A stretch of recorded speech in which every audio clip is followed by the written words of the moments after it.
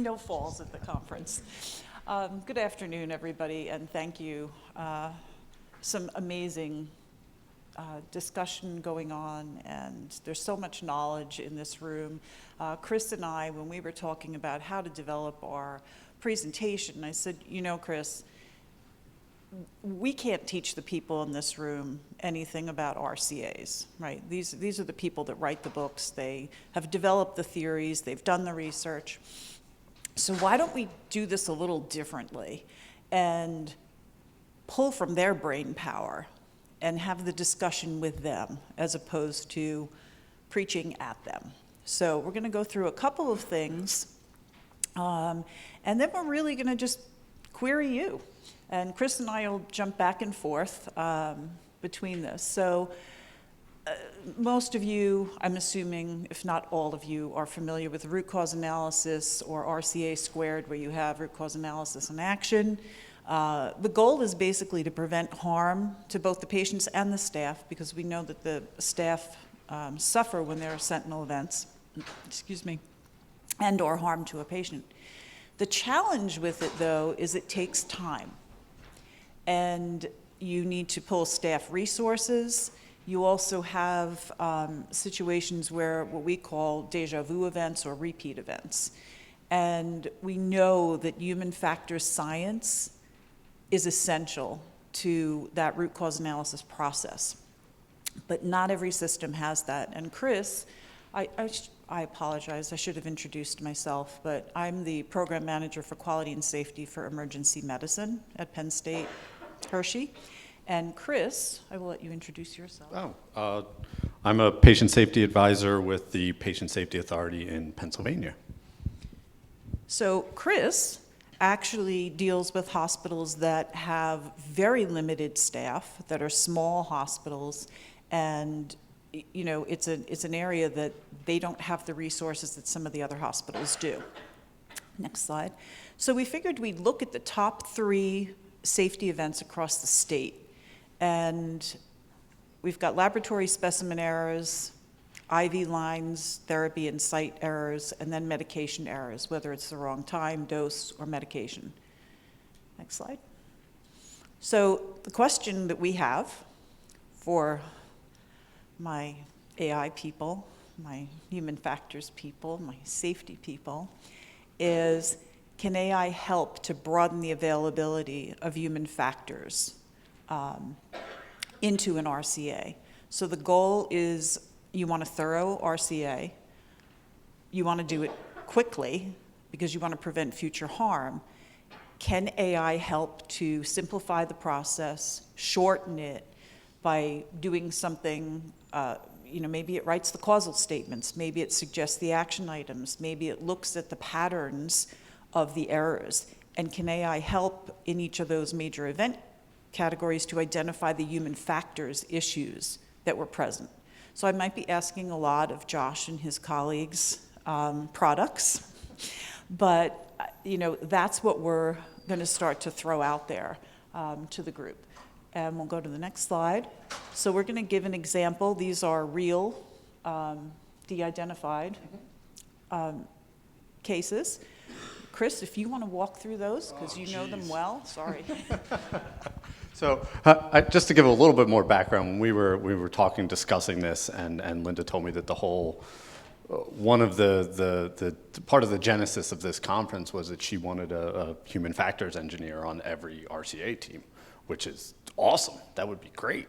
How many of you do RCA in your facilities? Yeah, that was a layup. How many of you have a human factors engineer on your RCA team? Wow. Thank you, Dr. Catchpole. Yeah, one. That's you. And you are him. Yeah. How many of you that are not human factors engineers have another human factors engineer on your RCA teams? It's not something that's common. And we talked about everything here and all of those discussions that apparently left all of those human factors experts traumatized from being in that small windowless room that we've heard about several times. All that discussion, it was great. It was how AI can be applied in the clinical setting and how human factors needs to be a part of that. And through all that, I'm sitting here and I'm going, wow, human factors is great. Like, we love I'm a big human factors guy. I don't consider myself an expert by any means, but we looked at it and we talked about it and we said, well, where else can AI go in? We're talking about patient safety and human factors, and where else do we want to put human factors and AI? And the first place my mind goes to, of those of you familiar with Pacers, we're the largest repository of patient safety data in the country. We're right around 6 million reports. NHS also has a very large, so I think there's opportunities there for some models to apply to those large banks of data, those large banks of reports, and see what can be learned from that. We don't really want to get into that. That seems like a pretty straightforward explanation. So we kind of said, okay, what if we can use AI? Yes, human factors is important in developing AI for different applications, evaluating that AI. Can we use AI to simulate that human factors experience? Can AI be used for patient safety so that our applications of human factors is not necessarily just to the implementation of AI? It's not examining and monitoring our AI, but we're going to apply human factors to every event that we're doing an RCA on via AI, or some means to bring in that information.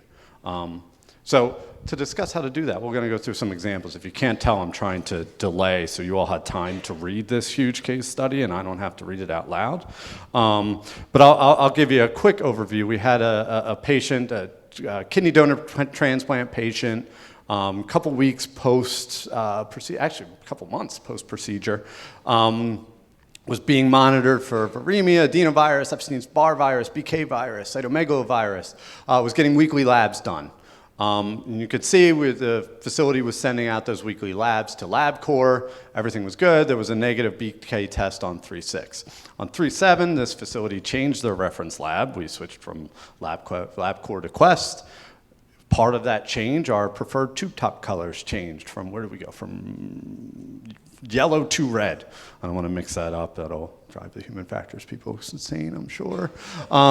So we made that change, but we didn't update Epic. We didn't update the EMR. We didn't update the lab system.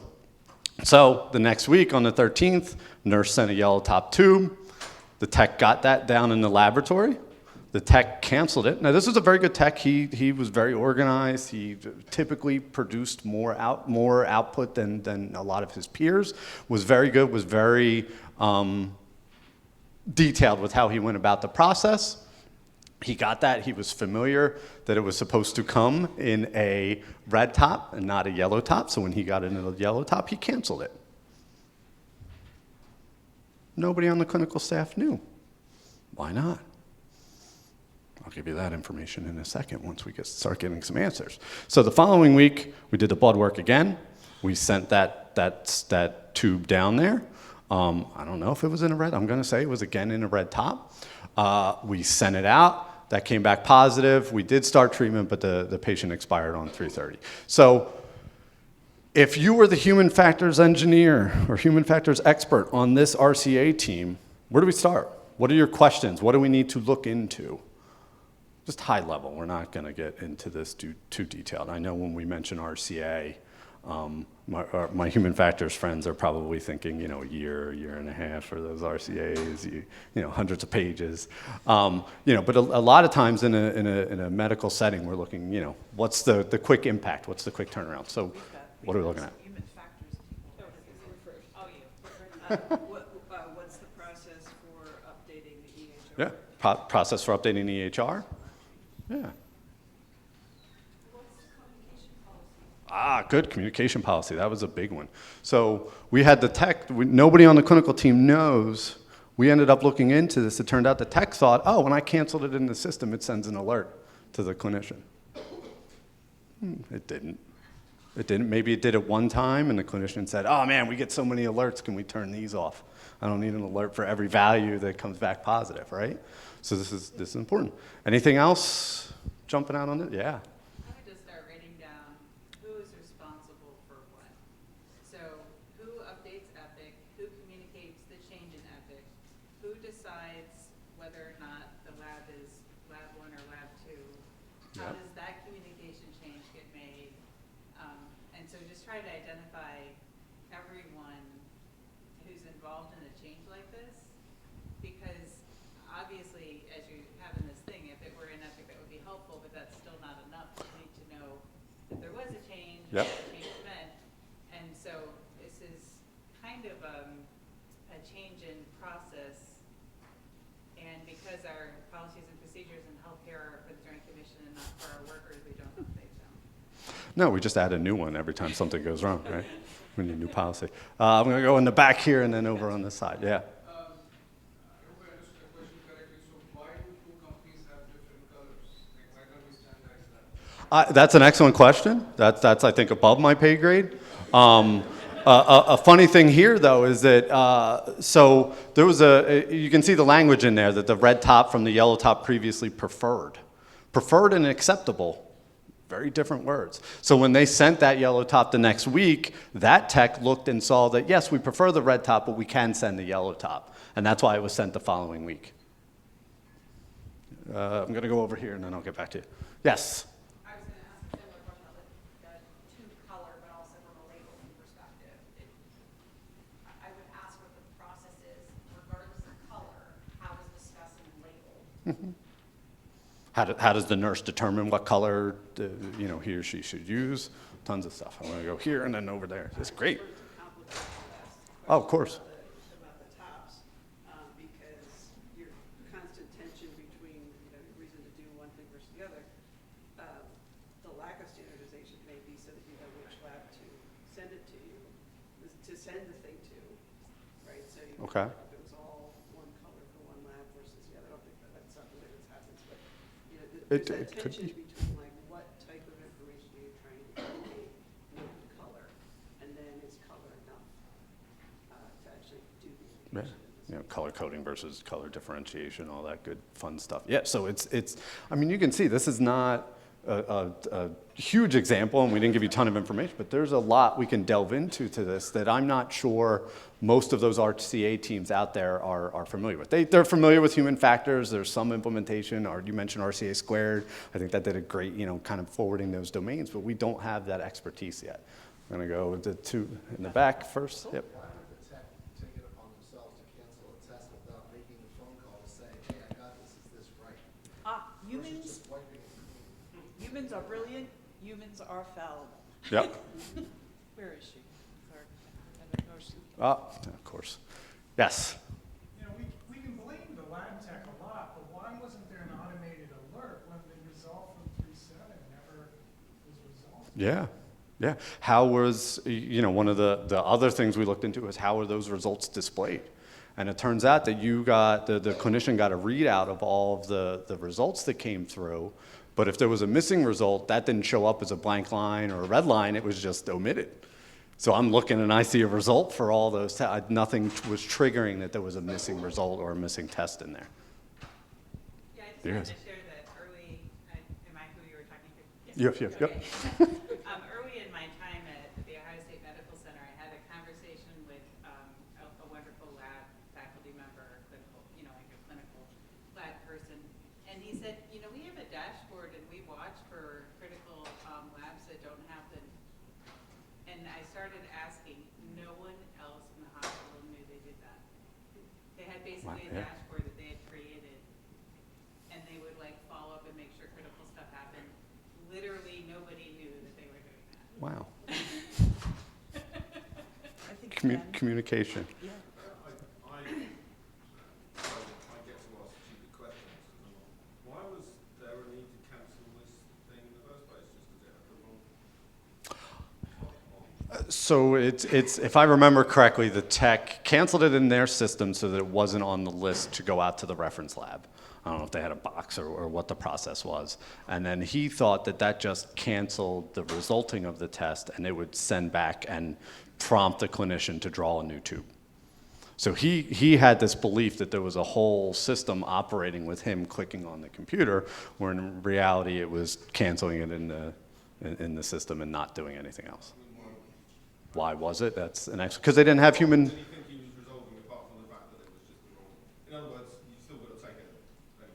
Yeah, no, he thought, oh, the clinician's going to see that they need to draw this again, and they'll send me the tube at the next draw. Was his rationale. Yeah, Oh, yeah, yeah. So we've got this blood, we're just gonna throw it out? Yeah. Yeah, we do that all the time. So, we do. So to And we my- can't, why can't we save money? Yeah. To my AI friends, if I may call you that, Yeah. what are your thoughts? What could you do to help with this? I'll give you an answer to that.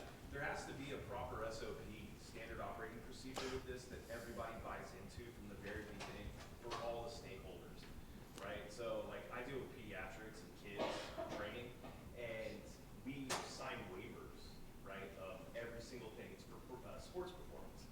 Everybody has to sign in before we even start anything with anyone, right? And so when I look at this, I just see failure for people to notify, failure for people to be establishing what that procedure should be, regardless of the color top, regardless of the lab tech. Everyone should be notified through that. And unfortunately, you know, the talk of the dashboard and whatnot, that's good, but you have to check it, right? And if everybody is, I mean, how many people in here are like already on their phones checking other different messages? If you're already getting messages from another app or something that's a diagnostic tool or a reporting structure, you're going to ignore that because it becomes noise, right? Yeah. So how do you get people to step up into something like this where everyone's connected to it? Because you have so many points of failure in there already, from lab core request to a technician to a blood draw to a clinician. There's so many points of failure in there that nobody is cohesive and connected. But how do you connect that? And AI is not going to solve that. Well, It's- let's hear it from. No, so that's almost exactly what I was gonna say, because like, you know, this is a lot of data, it's a lot of information, there's Right. probably even more information behind this. One opportunity for AI in terms of root cause analysis would be to put all that data in and say, what do you see? And I've used that in things I've written. I was writing a job description the other day for a VP level, and it was like, oh, you wrote a good director level job for JD. You should really add this, this, and this if you want to be VP. And that was a whole in my thinking about the role. So, you know, same thing for this kind of analysis. When you look at this problem, this is largely happening in the physical work. There's some back end Yeah. stuff and all that.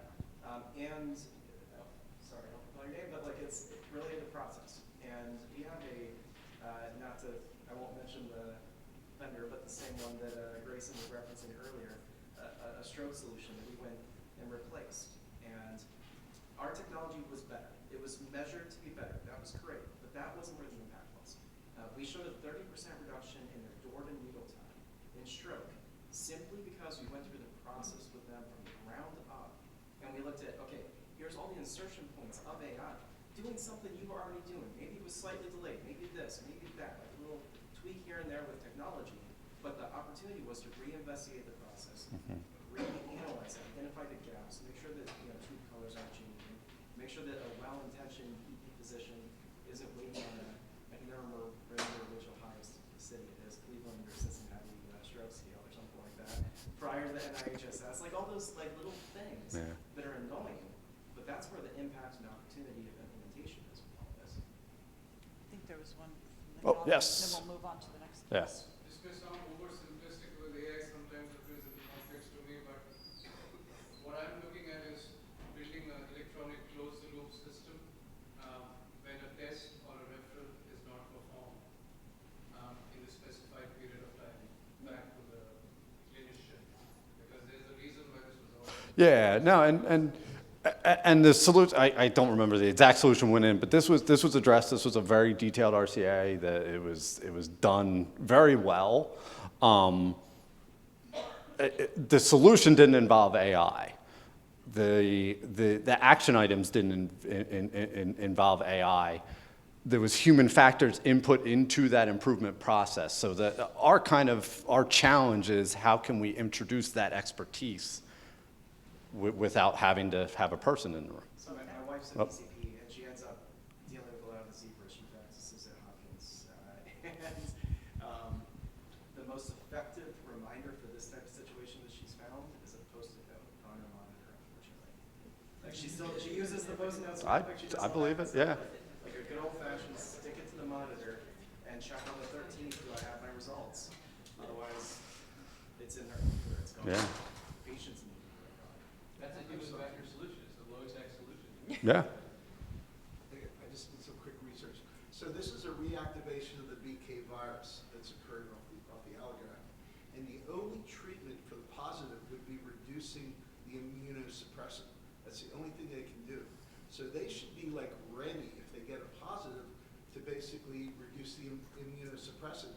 And when they get to this point a week later and they don't have the answer, they should have been searching for the answer rather than waiting another week. I agree. And I Yeah. think the system, if you had an AI system, it would be saying, well, what is it? Because we basically have this treatment ready to go. Yeah, but do they decompensate between the 6th and 20th, or do they hit a critical event on the 20th as a result of the gradual? Well, that wasn't the question. The question is how. Thank you. You've got some great solutions for a problem we solved 5 years ago. What's the role that AI can play? Yeah. And the role is, going back up to the top, the role is understanding a picture holistically, right? Because it's got this like infinite brain, it never forgets anything.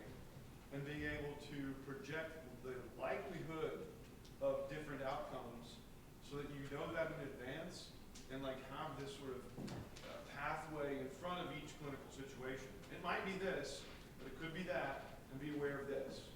So if you're ordering and you had all this different stuff at the top, to your point, you know, the highest probability likelihood thing was, what'd you call it? It's really a branching solution.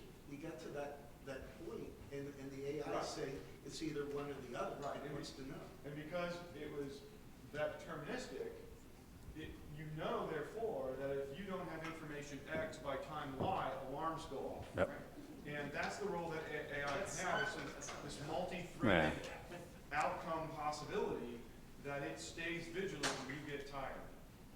And that mistake doesn't happen. So that's kind of generally, try to apply AI to that scenario, that's how it would be. And back to Brad, wave at everybody. Back to Brad and I's conversation a moment ago, because engines are becoming more and more prevalent that have reasoning capability, the clinical team involved would need to be able to see and review and trust the reasoning, how it came to the, because it's going to come to this conclusion like this. You're like, how did you do that? Right? Yeah, That's what yeah. the reasoning engine does. It shows you how it did that, and then you would be able to see that as well. So it's not just the process, the outcome, the analysis. It's the why and the how, and it can do all those things at once and show you. That's the role of play. Thank you. Yeah. All right. No, that's, and we just apply it to patient safety. Any of the vendors here, patient safety and quality, could use AI tools. Just throwing it out there. We'll go on to the next. Yep. So we have a 72-year-old patient admitted for dehydration, put on IV fluids. IV line was inserted into the right hand. New nurse was still gaining experience with IV placement. Due to time constraints and pressure to move quickly, the nurse did not properly secure the IV catheter and was loosely taped in place. During the next shift, the patient reported discomfort, burning sensation at the IV site. Confirmation bias led the oncoming nurse to assume that mild irritation was normal. He or she did not conduct a thorough assessment. Additionally, due to task overload, the nurse focused on more urgent patient needs, postponing the IV site check. By the time the issue was reassessed, the IV had infiltrated, a significant amount of IV fluid had leaked, surrounding tissue. We have infiltration, later developed compartmental syndrome requiring surgical intervention. So the outcome on this got really bad. But you can kind of see in the explanation of this one we kind of threw in of like, okay, if we're taking AI and doing a first pass on an event, and we get an understanding like this that's calling out confirmation bias, task overload, is that helpful to our patient safety quality folks to kind of assess what's happening in a situation and coming up with solutions? So may I? Please. say something? So I'm just still trying to understand this whole question. So can AI help with the RCA, given that it is so many, we all have so much to do? Yes. So, but when you really look at RCAs, calling them even root cause, as if there is only one cause, is a problem. Yeah. So I'm not sure how helpful. I mean, yes, AI can come up with one root cause, but is that gonna be helpful to improve the system? Is the next thing. So, or is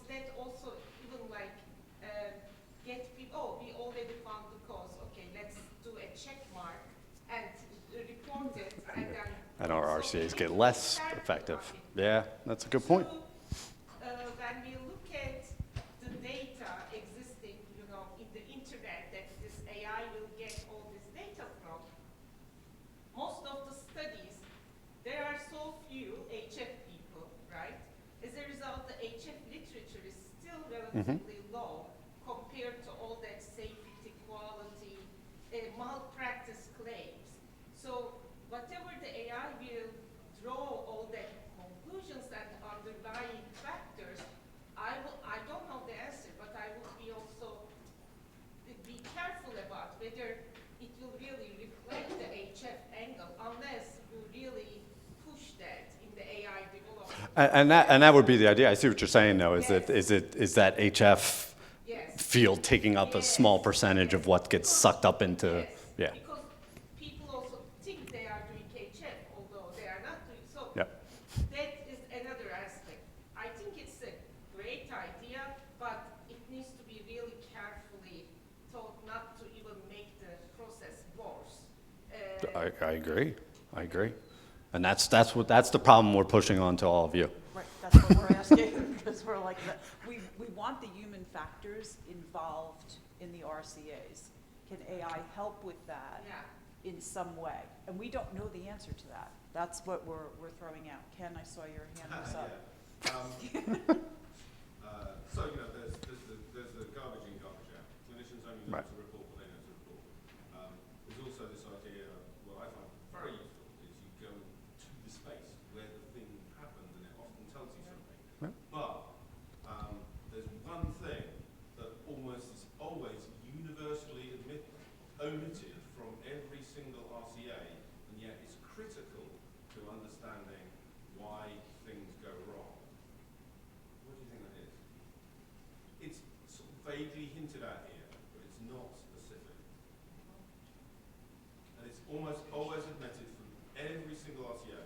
How many other patients were on that unit? How many other patients was the nurse looking after at that time?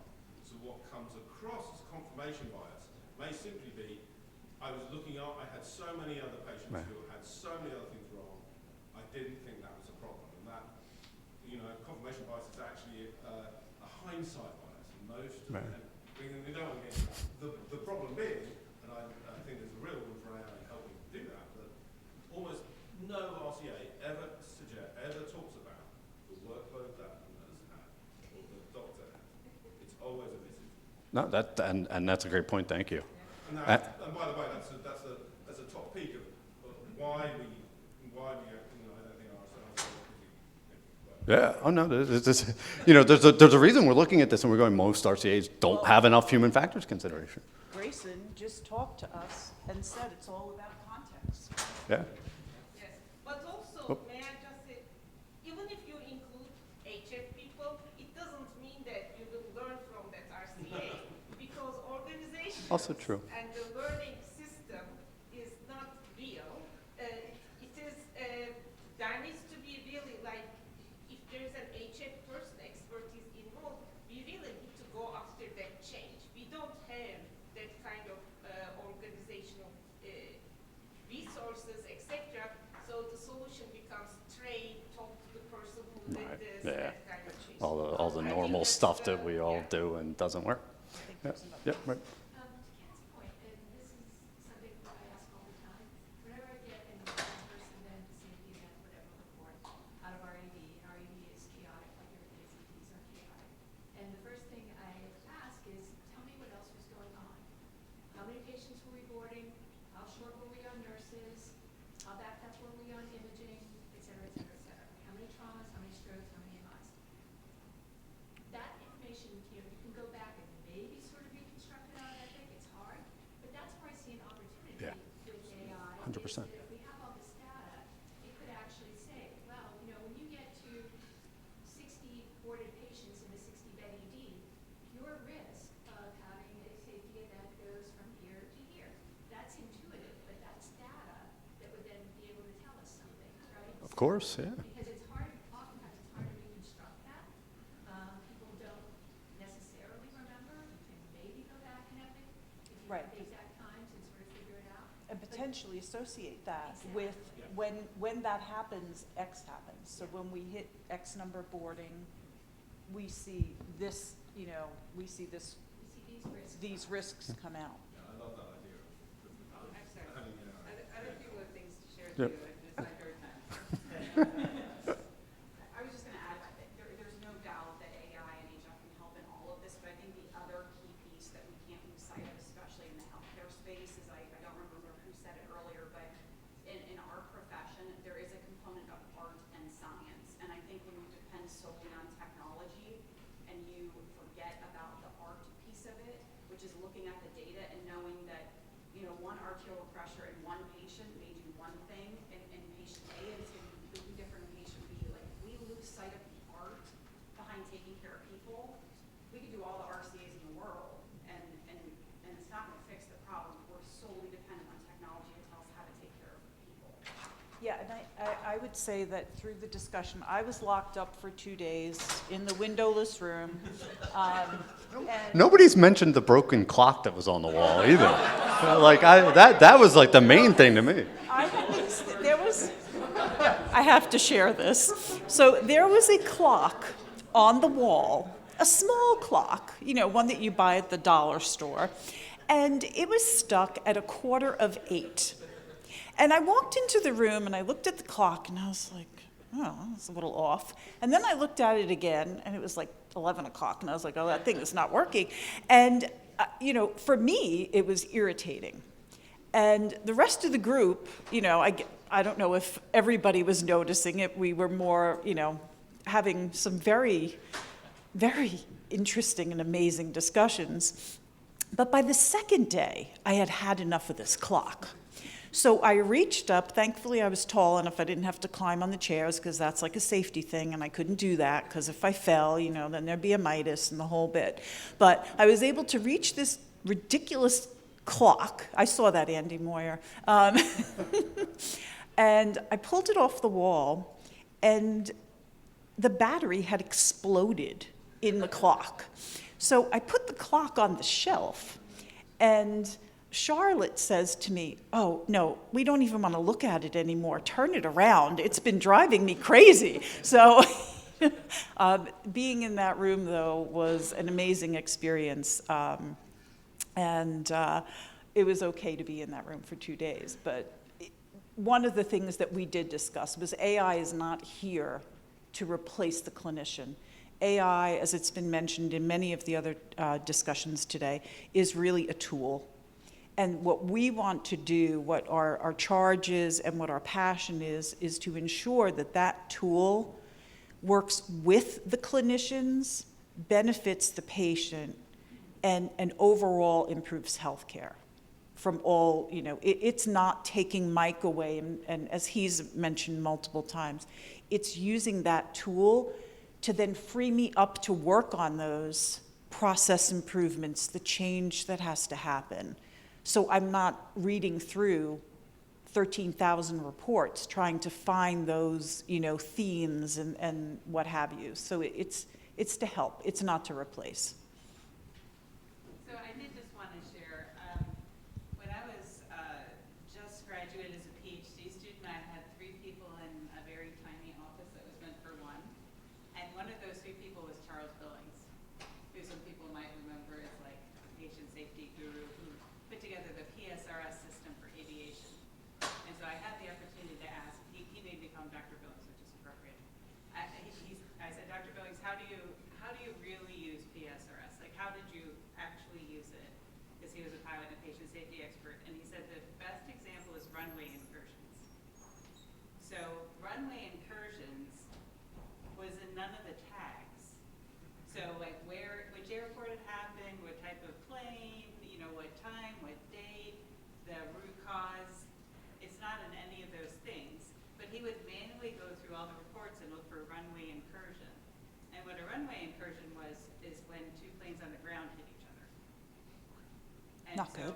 And then he would put out a newsletter, because he was in charge of it. He would put out a newsletter. Where have there been runway incursions in the last year? How do we avoid them? All the pilots on the long-haul flights would read it. So I just wanted to say, for me, ChatGPT would be perfect for this.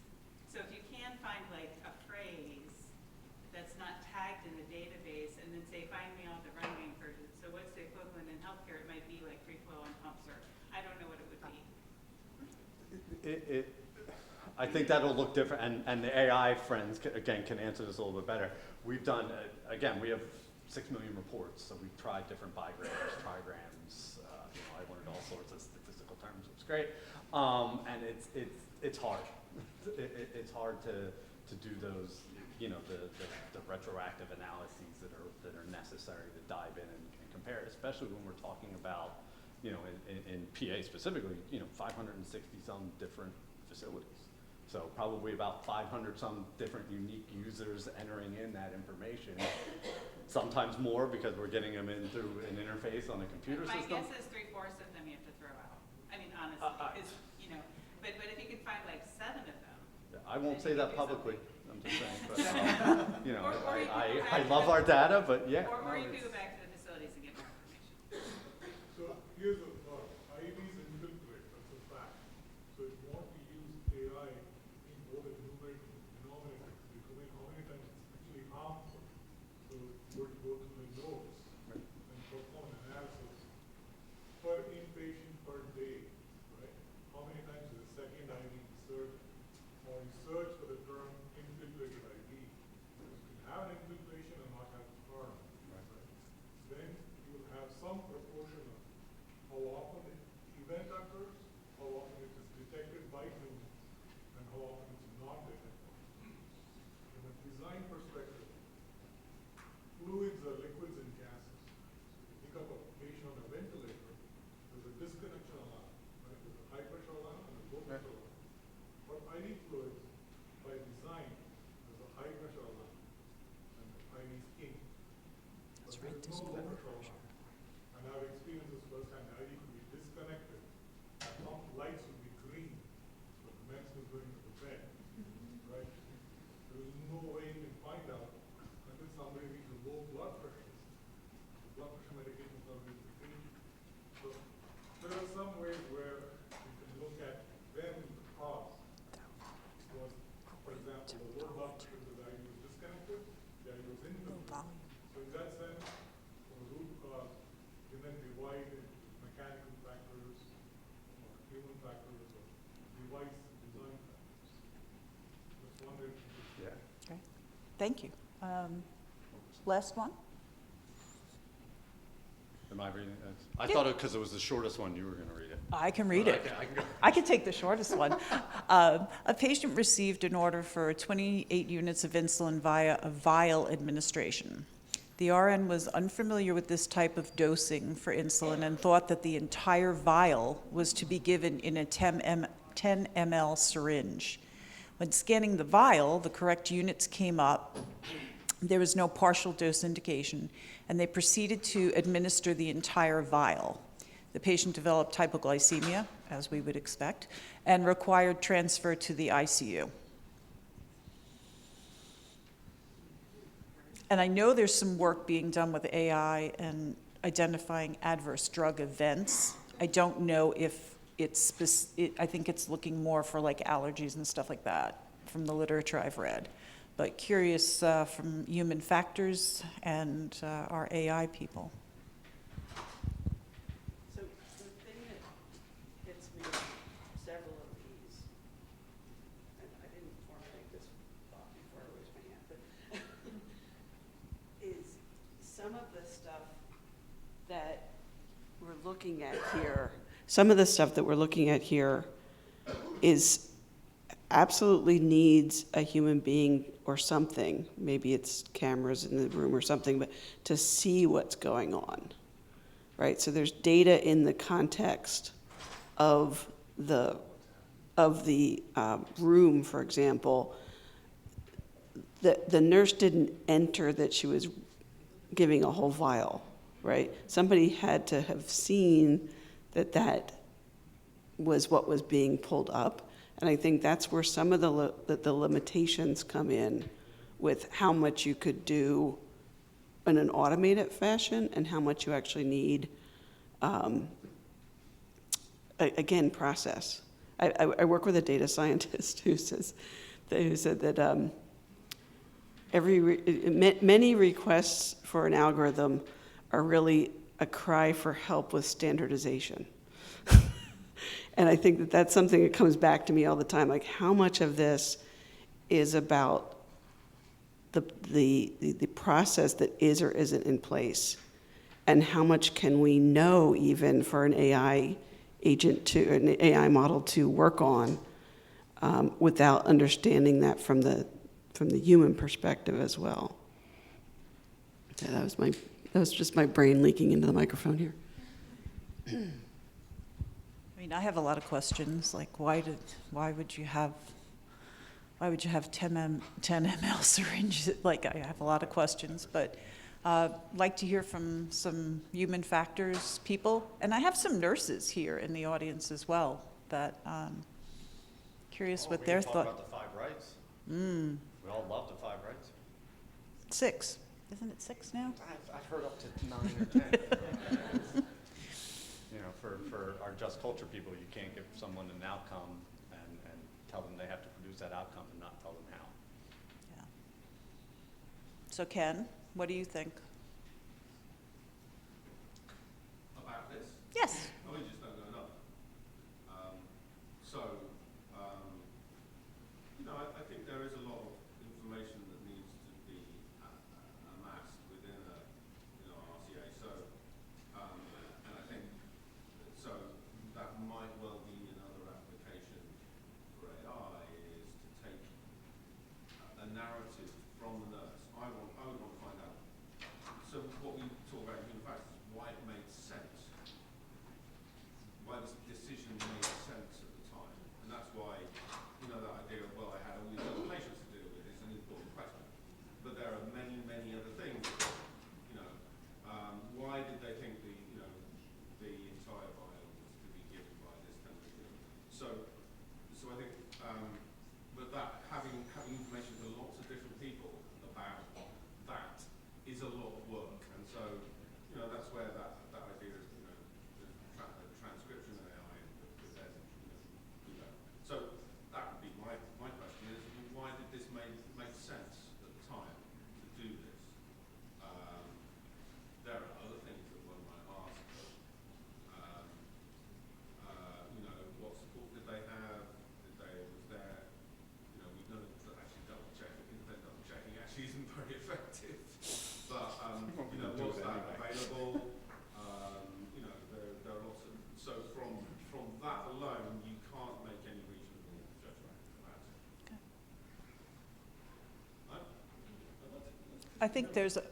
Yes, way back there. I guess my question is, how many of these problems are really a result of understaffing? And when we talk about protocol can be in place, but every task analysis I've ever done, we talk about protocol, and then we talk about what people really do, and when they're under different kinds of stress. And the biggest one is usually the time constraints, like the understaffing constraints. Context. And another thing is like, again, following up on Ken's, like, if we do this, or we have the time to do this, right, I would go to the unit, just look at how the unit works, how this nurse or a nurse like this works, just to understand the normal, messy process there. And that will give us clues about why that made sense at the right time. What kind of information systems or interfaces the nurses dealing with, what are some of the other considerations. So it's not just like this info coming in a written form. You need to, one needs to go spend, I know I'm suggesting even more workload to the RCA team, but to really make these RCAs helpful, which we actually call some accident investigation in some sense, because it goes beyond the traditional RCAs. You need to go to that context and leave that context, understand it. Then it will come back and see what this thing is saying. Well, I agree. I think interpretation of that context is where we then might run into the next hurdle. I think the other thing is reproducing that context. Yes. Because I can tell you in the emergency department, that context, and my colleagues who work there clinically will tell you that context is almost never the same. Because there's always a change in the variables. Dimitri? And so again, it's like there's the how do you fix the problem, and the root cause analysis piece with AI as part of the conversation. I mean, this is a CPOE issue right here. When they're ordering this, if they have too many options to choose from in terms of units, mLs versus units, 100 ml. Oh. You're talking in one direction the whole Okay. time. Well, I don't have a microphone. Now I do.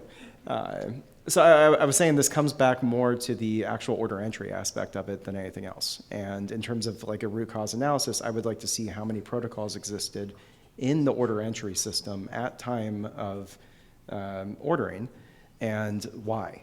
Like, why do you have units? Why do you have mLs? Why do we know? We obviously don't know. Did the patient get a 100 ml vial? Did they get a 300? Oh, what's that? Is there any scenario, I'm going to plead my clinical ignorance, is there any scenario? Right, so 300 unit or 1,000 unit, that's what I'm saying. We don't know if this patient was ultimately administered the 3 ml or... Units in the 10 milliliter. No, I get it. I'm saying in the order entry system itself, where the physician that told the nurse to give this, they should, if the standard in the institution is not to designate units instead of mLs. So, if 1 unit is 1 ml in the standard, whatever it is, they should be ordering it in that way. Whatever it is, I'm not a clinician. So like whatever it is, like that should be the standard order entry method. Again, process, not necessarily AI. You could use AI to clean up those order entry logs behind the scenes and say, why do we have duplicative units or terminology in here that's being used? But I mean, obviously with this, that Doesn't, yeah. Is there any scenario where this dosage wouldn't put someone into hypoglycemia? No. So then, isn't that like Warning signs. After the first sentence. Yeah. Unfamiliar with this type of dosing. Logic and hubris must have taken over because she or whoever it was didn't want to piss off, their attending or whoever they report to. They were afraid. They were afraid of something. They can't ask a question. Yes. The most basic question. Aren't I going to kill this person? Right. I mean, at the very, there should have been a check engine light in her head Well, or his head. who's giving insulin with syringes in their facility? And who's giving it with auto pens? I believe that ignorance. So it's not... From a logical perspective, if Right, you're but unfamiliar with something, you stop. S-T-O-P, big red light flag, and go, hey, does somebody know something? Not when you have the time pressure Yeah. of 4 other patients, a resuscitation coming in, a brain attack. That's an operational It's problem, the not an 10th AI of your problem, 12th hour of work. right? This young lady has a mic. Go ahead. I was actually going to say the same thing, that it's a cultural thing and authority gradients and not being confident enough to speak up is a huge component. And that's a whole other thing needs addressing. No, one time. Yes. They literally promoted me because they were like, hey, and I was like, I don't know. They're like, thanks for saying that. You have to know that you don't know. Right. Like, this person may not have, they're not, good people are not trying to do the wrong thing. No, I understand that. And so, It's best intentions. there has to be.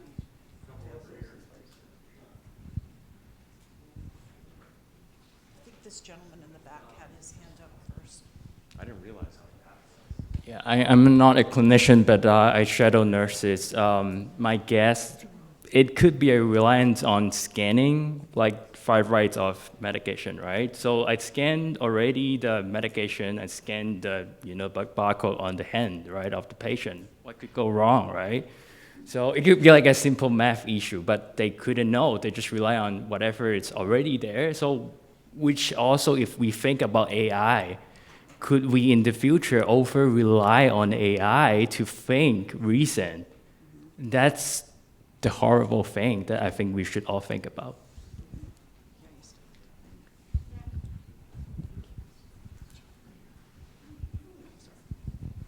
So I have a commercial pilot's license, and one of the few mistakes I have not made is a runway incursion. And there's a lot of reasons for that, because, you know, so I just pulled up the airport diagram for Capital City here in Harrisburg. Right here, there's 3 hot spots on the airport where there are runway incursion likelihoods. And this is what the FAA publishes, and I'm supposed to look at this before I do anything on the ground there. And the other thing is communication, readback. You know, I have to, every time the tower says, do not cross this runway, I have to say it back to I have to repeat it to the tower. If I were going to develop a AI solution for this, it wouldn't be to have this nurse repeat the instructions to another senior nurse to confirm what she was doing. It would be to develop a large, an LLM that the nurse can talk to and explain what she's doing, and have that AI say, okay, that makes sense. You know, and if the nurse says, well, I'm going to draw up this whole vial injected in the patient, there should be a pretty easy large language model that can say, no, why don't you not do that? And that would be, you know, to get back to our original question, that would be the AI solution I would come up with here. Thank you. I mean, that's just an agent at that point, versus having a conversation with as they're going through, right? Yeah.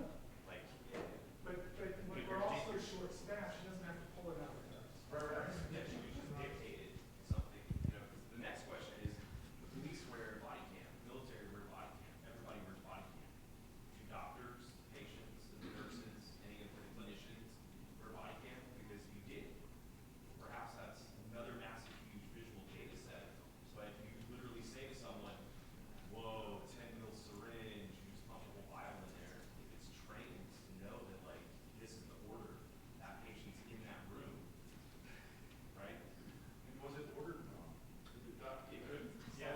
Patients and doctors could both use the camera for that. Like, I remember that was tried 2 years ago. There's going to be a DAX thing in another room, the Microsoft would bring the feature at that point in time. And it was shotgun hard. We did put them in bedrooms a lot of them. Yeah, but, I mean, we don't have. Not for the purpose of coffee, but we What put is it, them in Verkada? bedrooms, so. Have you seen Verkada? They're out of Bay Area. They're a AI security camera thing, and they're always hitting us up to, like, use their stuff. I was like, no, because I work for government entities. I can't have that kind of surveillance in my facility. But it's all AI cameras. I mean, it's going to be the future of it. That's what that whole. A camera in the bedroom will be able to tell how many units she's drawn up concealable, and say, you know, do an alarm if it's not equal to whatever's in the. I have one more. I think we have to. I think we effectively started the welcome night session. Oh, okay. All right. Well, Not stop. yeah.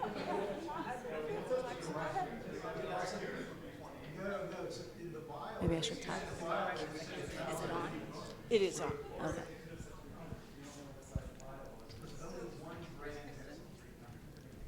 I'm going to finish up with this last statement. So just 2 quick points here. One is that I think in medicine we need to do a better job of creating a culture of safety, psychological safety. So if someone doesn't know, they can be comfortable enough to come and ask. And I don't think we do a good job of that in medicine. I don't think that many people get promoted in the medicine by saying, I don't know, or they make a mistake. They come down on you quite hard, especially as I think about my first week of internship in ICU, left kind of on my own, dealing with a very scary resident and a fellow who would be angry, and they literally directed me, do not call me when I'm sleeping at nighttime. So I do think as we're thinking about all of those things, understanding what the culture of medicine is, that is important. I heard a lot about AI being very successful in the world of imaging, and I just wonder, and this may be a very simplistic approach here, every time a patient has to get a medication, the nurse has to scan the chart and scan the wristband. Could we potentially just take a picture of that syringe And maybe AI can kind of say, yeah, you did draw enough, or no, you overdrew on the ML and you need to put that back down. Perhaps that's something to think about. Well, thank you all. Good discussion. And I guess we'll see in a couple of years what happens. Couple of months.